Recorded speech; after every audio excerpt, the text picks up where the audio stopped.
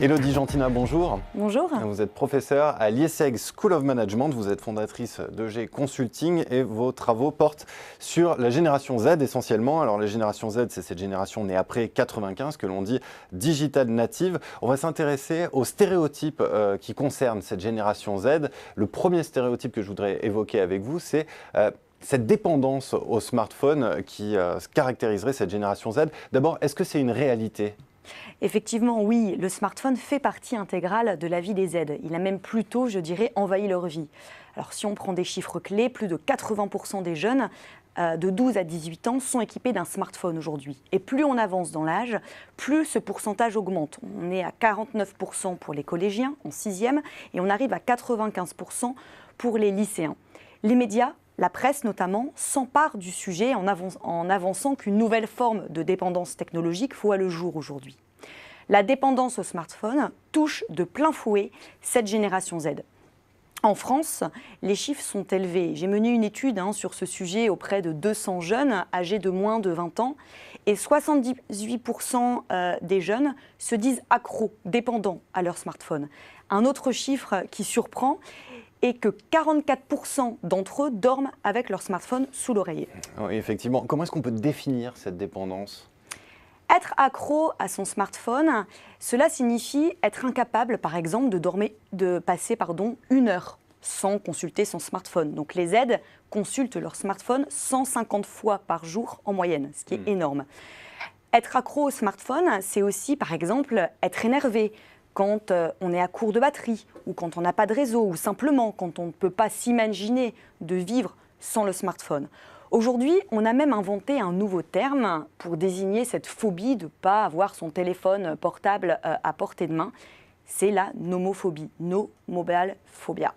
Alors, face à ce besoin d'hyperconnexion des Z, quelles sont les stratégies que l'on peut préconiser auprès des dirigeants d'entreprise ? Alors pour moi, il y a 2 choses à garder en tête. La première, c'est que l'entreprise doit se mettre au diapason technologique. Quand les Z arrivent dans une entreprise, ils s'attendent avant tout à trouver le même matériel qu'à la maison. Et tout retard technologique leur paraît invraisemblable.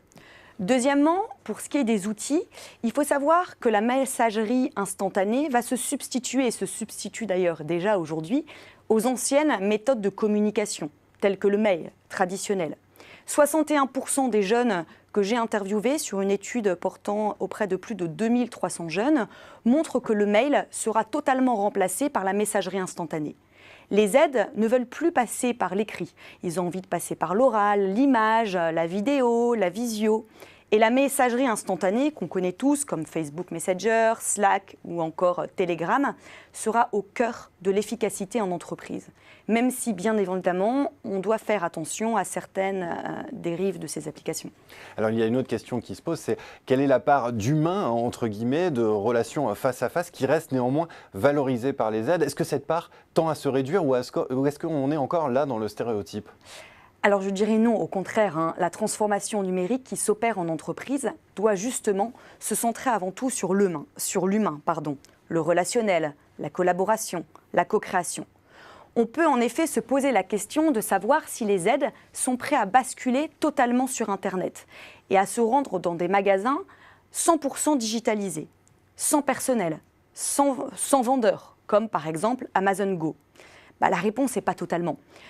Pour résumer en 2 mots, les Z recherchent dans leur expérience de shopping au point de vente la réalité augmentée. Mais non la digitalisation à 100%. La digitalisation doit être au service de l'humain. La digitalisation doit servir à renforcer les relations humaines, les expériences émotionnelles au point de vente.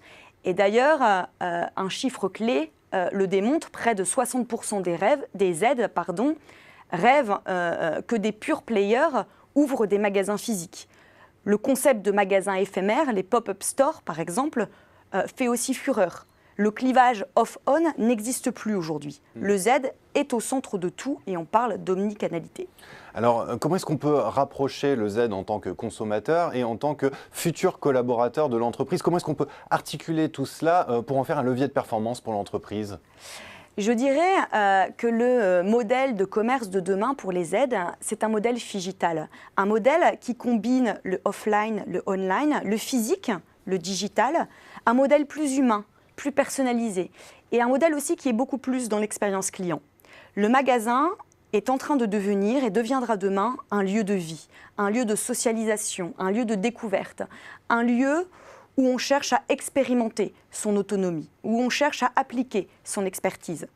Dans l'entreprise, d'après l'étude que j'ai menée auprès de ces 2300 jeunes avec Marie-Ève de l'Écluse, on a bien vu que l'esprit d'équipe est un des premiers critères motivationnels que recherchent en fait les jeunes quand ils recherchent un job, avant même le salaire, l'international ou encore la notoriété.